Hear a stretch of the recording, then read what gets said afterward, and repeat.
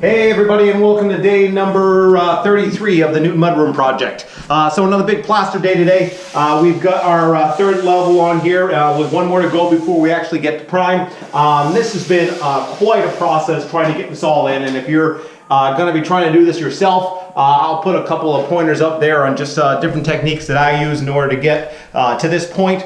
We started a little bit differently. Instead of doing 4 layers in our scratch coat, we did our scratch coat yesterday, and so now we're just leveling up all of our seams and screw holes so that it's all going to be nice and flush. So with that skim coat already there, it's definitely making the trowel work a lot easier, because instead of riding on the paper, it's riding on the plaster, and that allows us to put a lot thinner coat on.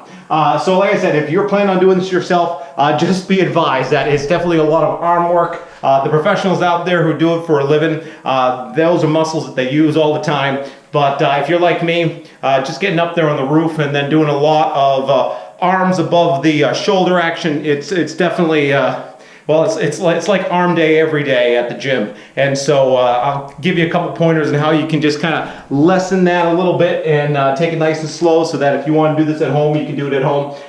So we got a storm blowing in right now, nor'easter, so we're not going to be here tomorrow because we're expecting some weather. That also means that the electricians are not going to be coming in. That got rescheduled till next week. And there's nothing we can do about that, so we're not going to have our lights. Instead, we've just got some light sticks, and that's the other important thing. When you are doing this, you got to have a lot of light in order just to see all of the imperfections. And that's it. If you have any questions, just ask. Otherwise, thanks for checking in, and we'll be back on Friday just to get our last coat in and our last sand, and then hopefully we'll get it all primed come Saturday.